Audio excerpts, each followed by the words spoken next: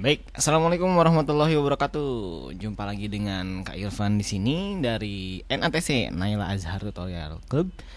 Kali ini kita akan membahas sebuah persoalan fisika mengenai babnya khususnya di gerak melingkar ya. Tapi sebenarnya soal ini hampir lintas bab mungkin ya, karena ada di sini terlibat persoalan dinamika, ada juga persoalan kesetimbangan dan lain sebagainya gitu ya. Bisa dilihat soalnya ini merupakan salah satu kuis ya yang diberikan oleh salah satu dosen di fisika seperti itu. Oke, jadi bisa dilihat ada sebuah balok dengan M1 dan M2 gitu ya. Dia nyambung, ada ditempel di ujung kawat masing-masing gitu ya, seperti ini. Jadi dia tuh nyambung seperti ini. Nah, yang satu digantung, jadi digantung di antara dua kawat tersebut digantung ya, digantung. Yang M2 itu bergerak melingkar horizontal gitu ya, seperti itu.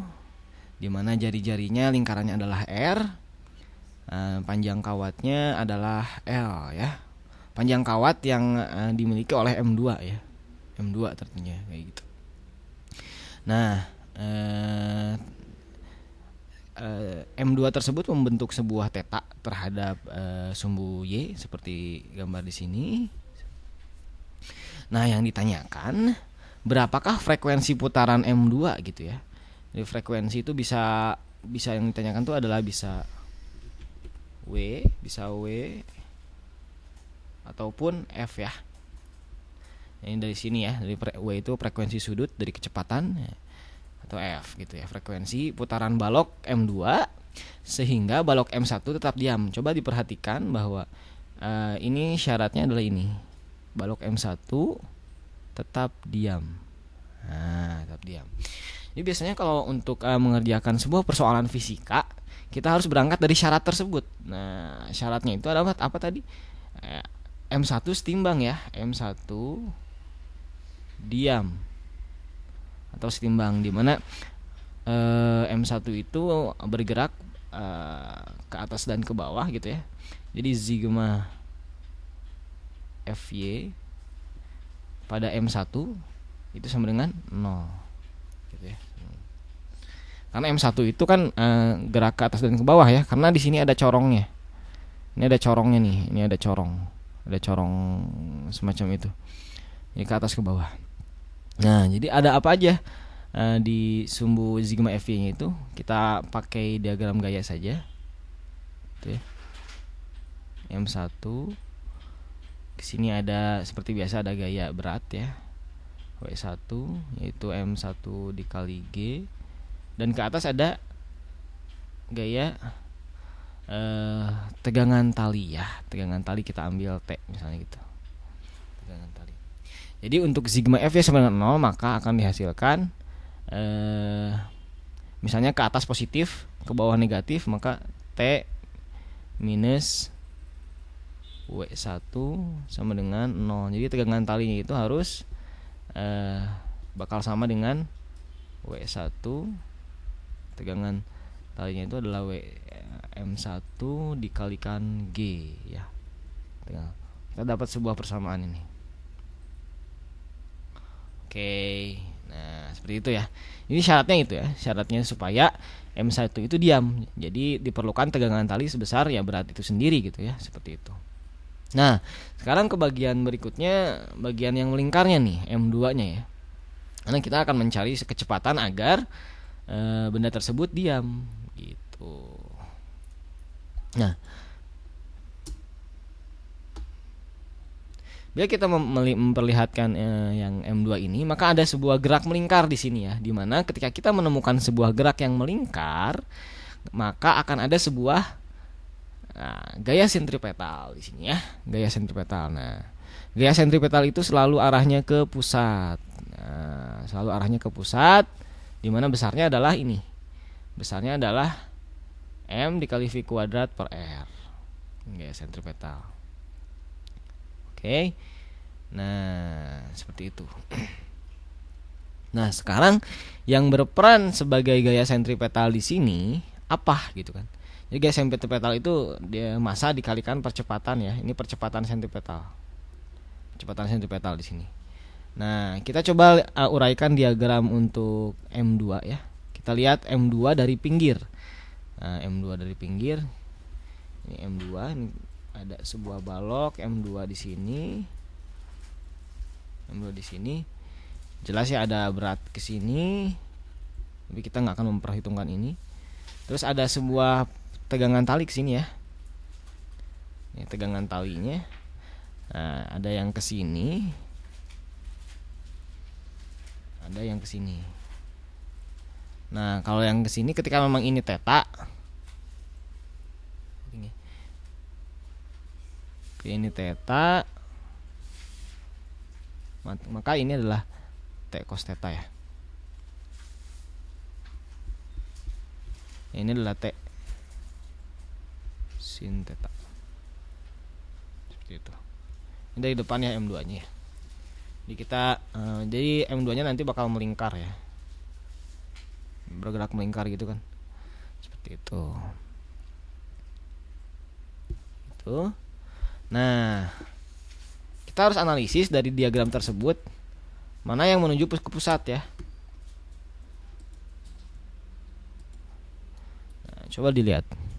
Gaya mana yang menuju ke pusat? Gaya yang menuju ke pusat adalah gaya sentripetal.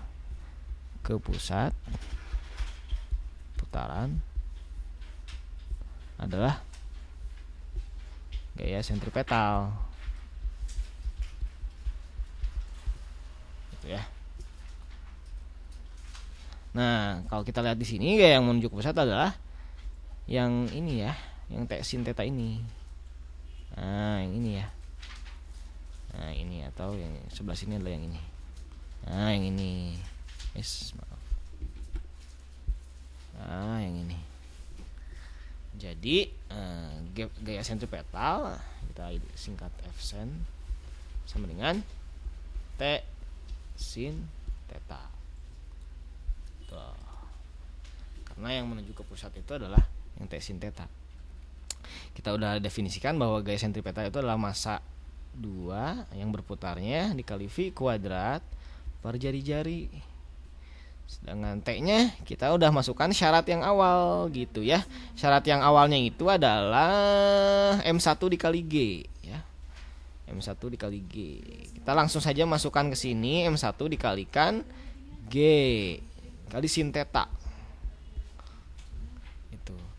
Yang kita cari sesuai pertanyaan yang kita cari adalah kecepatan ya. Maka kita kelompokkan kecepatannya. Kecepatan kuadrat adalah M1 dikalikan G dikali sin theta. Nah, gitu ya.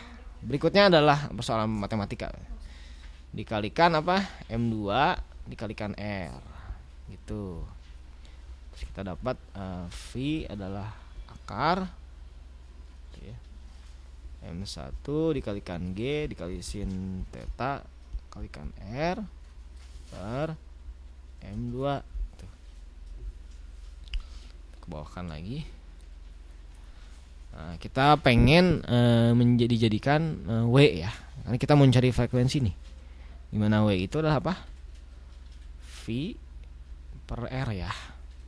Nah, maka akan didapat kita akan masukkan ke sini R-nya masuk ke itu jadi M1 dikalikan G dikali sin theta per R ya. M2 dikalikan R. Nah, di bawah ya R-nya jadi R kuadrat. Nah, kalau kita mau mencari frekuensi lagi, maka kita bakal mana W itu adalah 2PF, kita tahu bersama. Ini akar lagi. Kita tulis lagi. Sin theta per M2 dikali R. Itu ya. Nah, frekuensi adalah tinggal 1/2pi akar M1 per M2 GR sin theta. Hertz ya satuannya. Inilah frekuensi putaran di mana agar gitu ya. supaya balok yang kedua tidak bergerak gitu ya. Frekuensi putarannya seperti itu. Oke. Gitu. Untuk persoalan ini kita akan, jadi kesimpulannya ini campuran kita. Langkah yang pertama kita harus diagram gaya ya yang benar ya, terus dicari rumus sentripetalnya, dicari komponen sentripetalnya atau gaya yang ke pusat ya. Gitu ya untuk pertemuan kali ini. Kita jumpa lagi dengan tutorial berikutnya pada NATC. Kita jumpa lagi. Assalamualaikum warahmatullahi wabarakatuh.